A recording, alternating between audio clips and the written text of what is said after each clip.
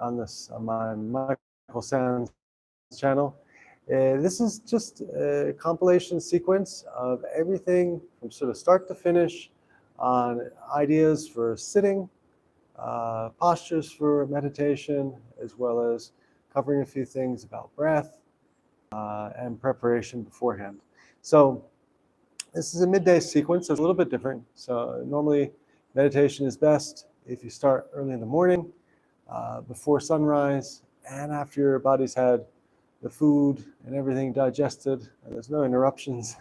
So you really can enter in with a undistracted body and an undistracted mind, because we accumulate a lot of thoughts and distractions the minute we open our email or look at our WhatsApp. So just a few little ideas for how to commence the morning practice. Now, we're at midday, so what we'll start with here, before anything, is cover the postures, and then we'll do a little practice called the bumblebee to try to kind of clear the mind and make way for some calm of 20 or 30 minutes here in the pose or posture that you choose. So let's go over to the mat. And one of my favorite postures is the thunderbolt, or Vrajasana. It's just simply sat on your knees and the tops of your heels. Now, some people find this a little bit uncomfortable for an extended period. I find this really good for aligning the vertebrae, and if you have hip issues, maybe you can work with it. The other way of adjusting this one is just folding the mat for the knees, and then fold again for the back, for the feet. Because it's really important to have this very basic element of the posture settled with yourself and chosen, because really in meditation, the idea is to do it for hours. So you want to make sure you have a position you can live with and that your body's happy with, and you can make a nice practice. So this is perhaps an option. The other option would be if you prefer to have the knees separated. There's also one called the gracious pose here. So the big toes are touching behind you.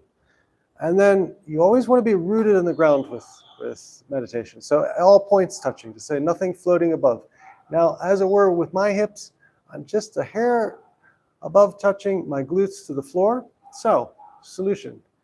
Yoga brick, you can use it like a bicycle seat, either horizontally or vertically, so to speak. Just placed there, gives you a good support at the very base root of the spine. And this one is, I think, very comfortable. As long as your knees and ankles are good, this one, you can really get a nice chest opening, shoulders back, and make a very good meditation posture. Okay, so maybe your knees and your ankles are against you on these two. There are other options. If, for example, you're able to get your heels in, tucked in this way, just as close as possible. For women, the cervix. For guys, just there at the perennial.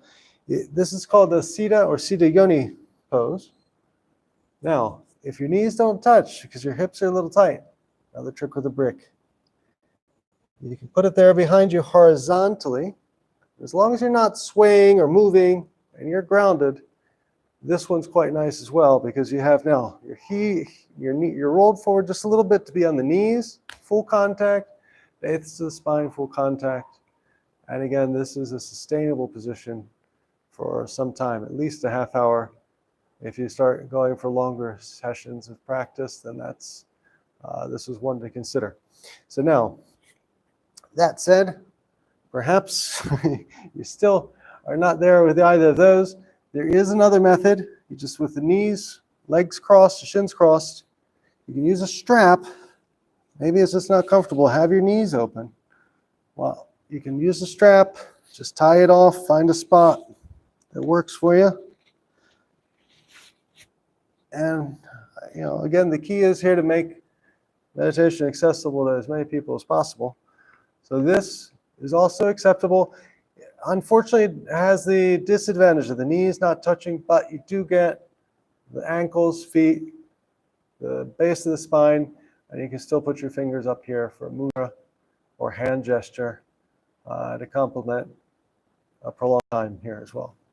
Now, last one, if you don't like the strap idea, but want to be in this position a different way with 2 yoga blocks, you can sometimes find a point of support under the knees there, and this can work as well.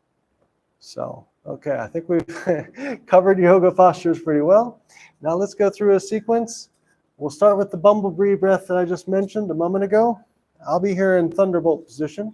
You choose the posture that you're happy with. And the first thing we're going to do is just sort of make a fresh start with our heads. This is what I call the eraser on the chalkboard technique. And you simply cover your inner ears with your thumbs until you can't hear, not too hard. You put your fingers on top, lift the chin just slightly, and you want to hum with the teeth separated. You do this 3 times, long hums, and you'll feel like a reverberation in your head. And this is really amazingly effective in just giving you sort of a clean sweep, and then you can go on to the meditation practice. So let's all do it together here. 3 times on your own count, closing off the inner ear, fingers gently on top. Remember, always deep yogic breathing through the nose, inhale and exhale.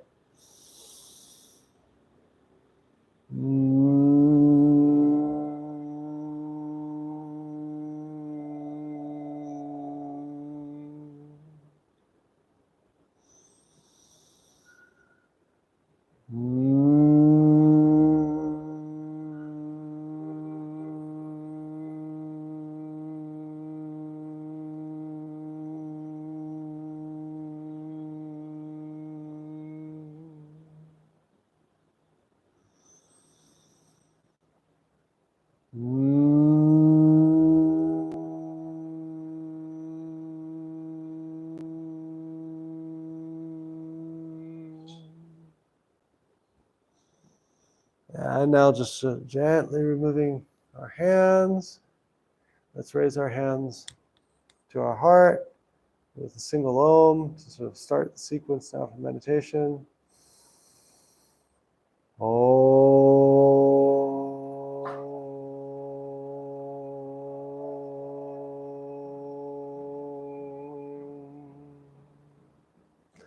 Now for the use of the mat, I'll just turn sideways here.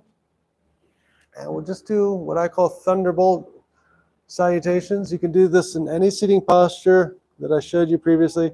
Just simply reaching up, inhale, casting your gaze at the sky, and exhale, hands to the side. Just a gentle twist. Stay here for a few breaths. Cast your gaze behind you. Just opening up the spine, relaxing any tension before taking a fixed position here. So now turning around, inhale again. And exhale the other side.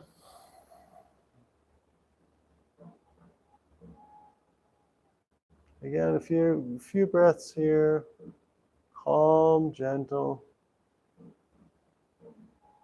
No distractions. And now we'll just do 2 forward bends. One here is for the lower back. So you want to just hold on to your wrists with the opposite hand. Inhale, looking up again, extending the spine. Exhale gently forward. If you don't reach the mat, just put a brick for the forehead. The important thing is to have grounding, nothing floating, everything grounded. And now the weight of the hands and wrists there on the lower lumbar are very nice. Just relaxing the lower back. Any tension that we might have built up during the morning before our midday meditation here. And now inhale, coming up. Again, casting your gaze up at the sky. Change hands, change wrists. Exhale, going forward.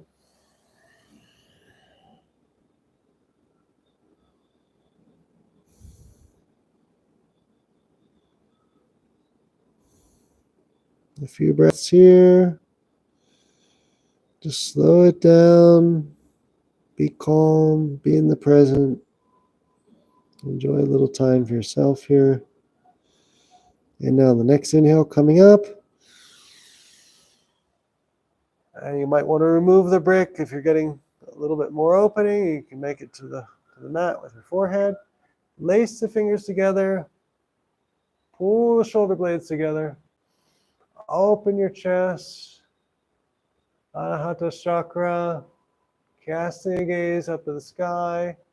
And now exhale, folding forward. Forehead to the ground. Try to keep those arms going up in the air. If not, just leave them on the lower back. That's okay too. Whatever's a happy position for you. Opening the shoulders a bit. We're going to do this one more time. So come up, inhale. And now release again. Exhale.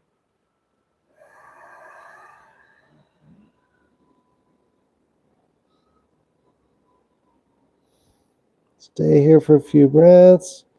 Maybe on an exhale, you feel like those arms could be gently persuaded to go a little higher. Or just keep them wherever they're comfortable.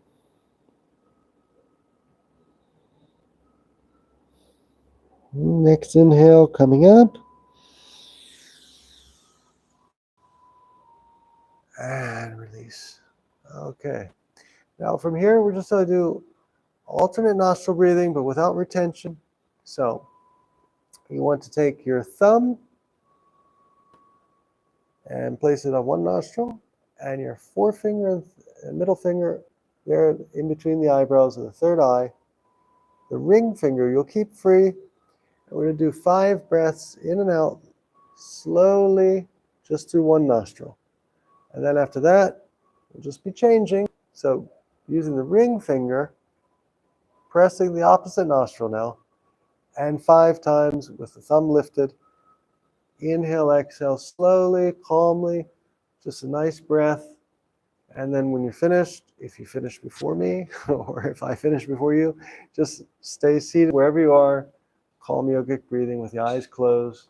Again, the whole sequence, all through the nose. Fill the abdomen. Just go gentle and slow, and enjoy it. So again, 5 times each side, the inhale and the exhale.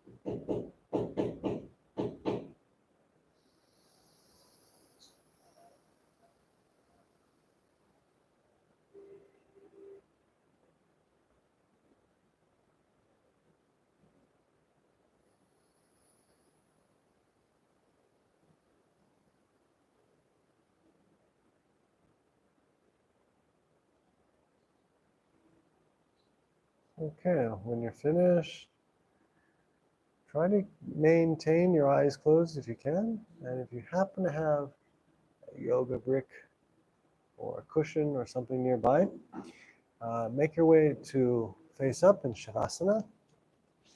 And we'll just do another breath focus exercise here, which is also nice for meditative, especially midday.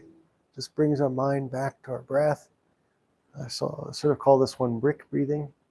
You just take the brick or cushion, anything that you can that's stable, place it on your abdomen. Assume the Shavasana position, palms up, eyes closed, shoulders flat, and just breathing, inhaling and exhaling, and noting the rise and fall of the object that's on your abdomen, or the brick.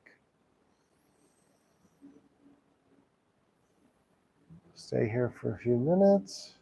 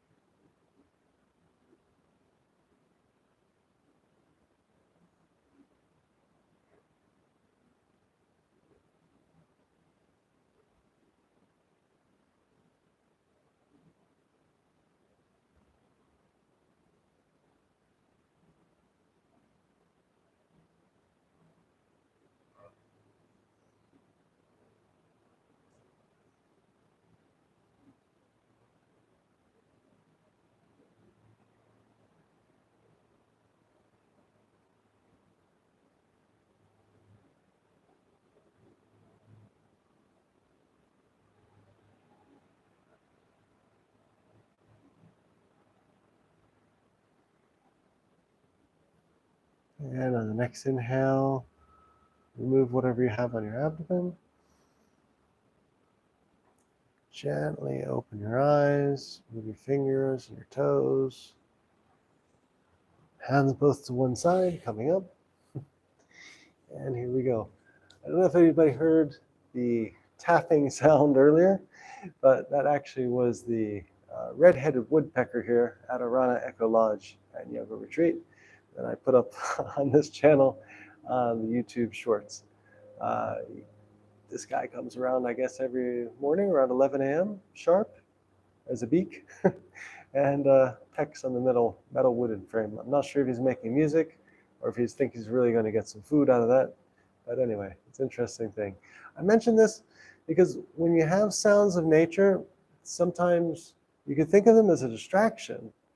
But actually, if you take a different view on it, it can be made sort of into a visualization. When I heard birds and things like that, I like to imagine what they see or how they see things, almost sort of taking their visual cue from an aerial perspective or a ground perspective, low on the ground. It can make for a very nice way to let the mind guide itself through something else, especially eliminates any distracting thoughts, because it gives your mind a very enjoyable experience. And here in the jungle, even more opportunity for such. So hope everybody's enjoyed this sequence. Namaste. Let's finish now with a single Om.